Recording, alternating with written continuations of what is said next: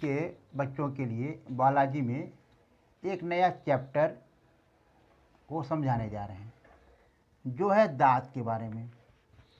मनुष्य के दांत, जैसा कि दांत का मुख्य काम है भोजन को काटने और चबाने का।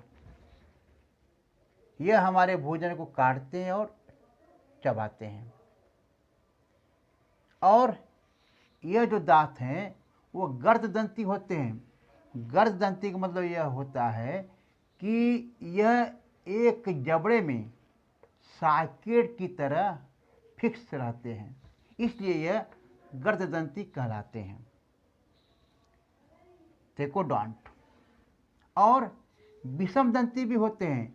विषमदंती इसलिए होते हैं कि मनुष्य के दांत की जो साइज होती है, आकार होती है, वो भिन्न भिन्न प्रकार की होती है, अलग अलग साइज की होती है, इसलिए इनको हम हेट्रोडॉन्ट मतलब विषमदंती भी कहते हैं। और यह द्विबारदंती भी है। द्विबारदंती इसलिए है कि यह अपने जीवन में 2 बार निकलते हैं, एक बाल्यावस्था में और एक जो अस्थायी रूप से वयस्क अवस्था में, इसलिए द्विबारदंती। दांतों के प्रकार। मनुष्य में दांत मुख्य रूप से 4 प्रकार के होते हैं। पहला कृंतक इंसाइजर्स, दूसरा रदनक कैनाइन, तीसरा अग्रचर्वणक प्रीमोलर्स और चौथा चर्वणक मोलर्स कहते हैं। अब जो 4 प्रकार के दांत हैं, उन 4 प्रकार के दांतों का क्या कार्य है। जो कृंतक दांत है, इंसाइजर जो दांत है, वह चपटे और नुकीले होते हैं। इनका काम है भोजन को काटना। ये भोजन को काटते हैं। फिर रदनक दांत नुकीले होते हैं, जो चीरने, फाड़ने और पकड़ने के काम आते हैं भोजन को। ये भोजन को चीरते फाड़ते हैं मुख्य रूप से। फिर अग्रचर्वणक और चर्वणक, इन दोनों का काम है भोजन को पीसना। प्रीमोलर्स और मोलर्स के जो दांत हैं वो भोजन को पीसते हैं। मुख्य रूप से दांत, अस्थायी दांत की संख्या 32 होती है। मतलब कि मानव के शरीर में दांतों की संख्या 32 होती है, लेकिन बाल्य अवस्था में दांतों की संख्या 20 होती है, क्योंकि दांत जीवन में 2 बार निकलते हैं, एक बाल्य अवस्था में और एक वयस्क होने पर। बाल्य अवस्था में इसकी संख्या 20 रहती है और अस्थायी दांत जब ये बड़े हो जाते हैं उस समय इस कुल दांतों की संख्या हो जाती है 32। अब चित्र के माध्यम से हम आपको समझा रहे हैं। मान लीजिए यह मानव के मुख की ऊपरी जबड़े हैं। ऊपरी जबड़े के दांत यहाँ पर दिखाई दे रहा है। अगर ऊपरी जबड़े को हम बीच में 2 भाग में बांटते हैं, एक दायां अर्धांश, दूसरा बायां अर्धांश। अब देखिए दांत को हमने 2 भागों में बांट दिया, तो जो शुरू के जो यह दोनों दांत आपको दिखाई दे रहे हैं, इन दांतों को हम कहते हैं कृंतक दांत। यह कृंतक दांत है। इनकी संख्या 2 होती है। एक तरफ बाएं तरफ 2 बाएं तरफ और 2 दाएं तरफ। फिर उसके बगल में एक दांत नुकीले होते हैं, ये हमको दिखाई दे रहे हैं। इसको हम कहते हैं रदनक। जो हमारे भोजन को चीरने और फाड़ने का काम करते हैं। फिर उसके बगल में ये जो 2 दांत हैं, ये अग्रचर्वणक है।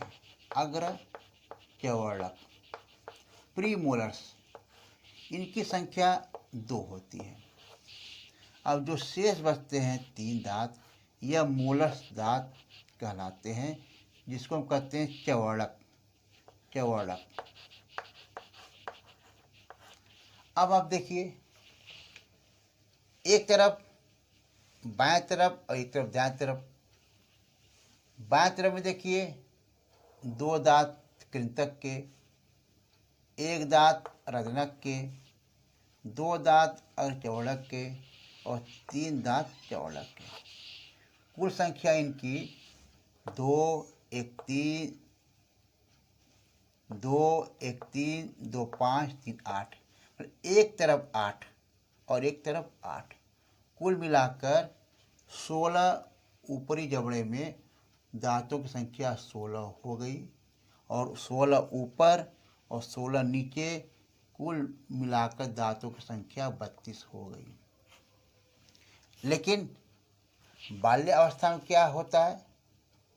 बाल्य अवस्था में कृंतक रहते हैं, कृंतक 2 रहेंगे, रत्नक 1 रहेंगे, चवर्णक 2 रहेंगे। लेकिन अगर चवर्णक को नहीं रहेगा, जब अगर चवर्णक नहीं रहेंगे,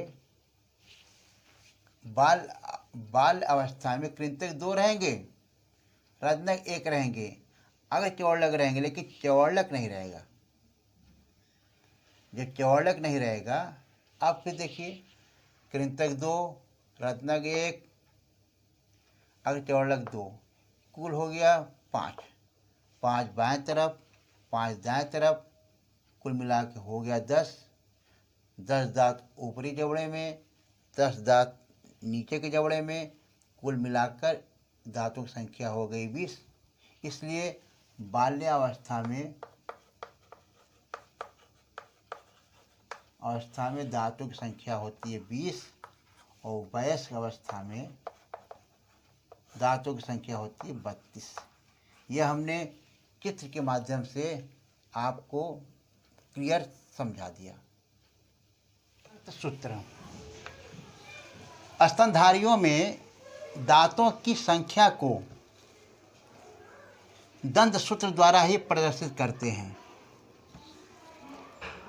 क्योंकि मानव के दांत जबड़े में रहते हैं, ऊपरी जबड़ा और निचली जबड़ा में। प्रत्येक जबड़े को अर्धांश भागों में बांटते हैं, बाएं और दाएं तरफ बांटते हैं। बाएं और दाएं तरफ बांटने पर देखते हैं कि दांतों की संख्या समान होती है। उन दांतों की संख्या को 2 से गुणा अगर कर दिया जाए तो हमारे दांतों की संख्या निकल आती है। जैसे यहाँ पर मनुष्य के दांतों को सूत्र द्वारा प्रदर्शित किया गया है, जैसे बाल्यावस्था में और वयस्क अवस्था में। अभी हमने चित्र के माध्यम से आपको बताए थे कि शिशु में जो कृंतक दांत होता है, इंसाइजर, वह 2 होता है,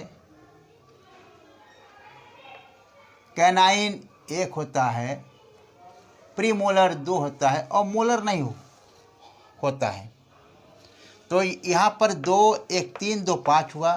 तो जो 5 हुआ वो एक तरफ हुआ बाएं तरफ, और 5 बाएं तरफ और 5 दाएं तरफ। इसलिए हम जो ऊपर संख्या है वही नीचे है, इसलिए हम दोनों अक्षांशों को बाएं और दाएं तरफ को 2 से गुणा कर दिए हैं। जब 2 से गुणा कर दिए हैं तो 10 ऊपर हो गया, 10 नीचे हो गया। इसलिए कुल मिलाकर शिशु में दांतों की संख्या 20 हो गई। उसी तरह वयस्क अवस्था में, जो प्रौढ़ अवस्था में, इंसाइजर की संख्या होती है 2 ऊपर 2 नीचे, बाएं तरफ और दाएं तरफ अलग अलग। बाएं तरफ 2 ऊपर 2 नीचे, कैनाइन 1 ऊपर 1 नीचे, प्रीमोलर 2 ऊपर 2 नीचे और मोलर 3 ऊपर 3 नीचे एक तरफ। इसलिए इनकी संख्या 2, 1, 3, 2, 5, 3, 8 हो गया। 8 एक तरफ बाएं तरफ, 8 दाएं तरफ ऊपर, फिर नीचे वाले जबड़े में 8 बाएं तरफ, 8 दाएं तरफ हो, 16 ऊपरी जबड़े में, 16 नीचे जबड़े में। इसलिए यहाँ पर हम 2 से गुणा करके उनकी संख्या को 32 लाए हैं। लेकिन अंतर क्या दिखाई दे रहा है? अंतर यही दिखाई दे रहा है कि शिशु में बाल्य अवस्था में यह इनकी संख्या नहीं रहती, यह चौड़क दांत नहीं निकले होते हैं और प्रौढ़ अवस्था में ये चौड़क दांत निकल जाते हैं। इसी तरह हम और कुछ स्तनधारी जंतुओं के दांतों को सूत्रों द्वारा प्रदर्शित करते हैं। 2/2 कैनाइन तो नहीं रहता, प्रीमोलर 3/2, मोलर 3/3 इक्वल टू, इन संख्याओं को हम प्लस कर दिए। आज किसी भी जंतुओं के दांतों को हम 2 भागों में बांट कर ही दंत सूत्र यहाँ पर निकाल रहे हैं। एक तरफ बाएं तरफ 8, दाएं तरफ 8, 16 हो गया वो।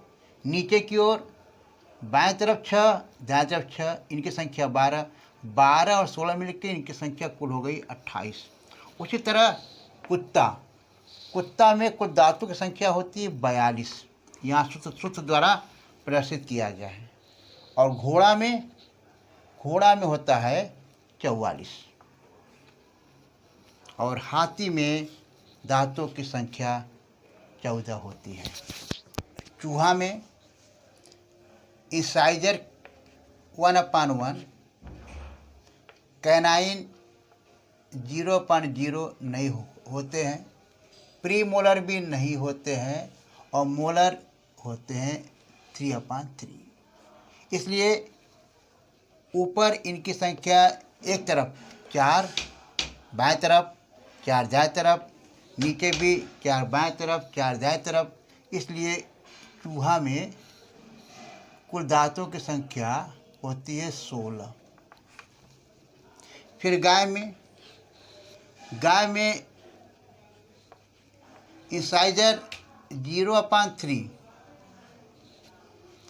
कैनाइन 0/1, प्रीमोलर 3/3 और मोलर 3/3।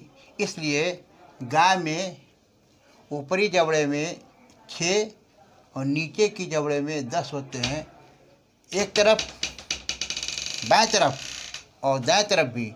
इसलिए कुल मिलाकर गाय में दांतों की संख्या 32 होती है। आज हम आपको स्तनधारियों के दांत, मुख्य रूप से मनुष्य के दांत के बारे में आपको समझाएं और चित्र के माध्यम से, और फिर उसके साथ कुछ इम्पॉर्टेंट स्तनधारी का दंत सूत्र क्या है वह आपको समझा दिया गया है और आप इसको बराबर याद करिए, कॉपी में लिखिए। धन्यवाद।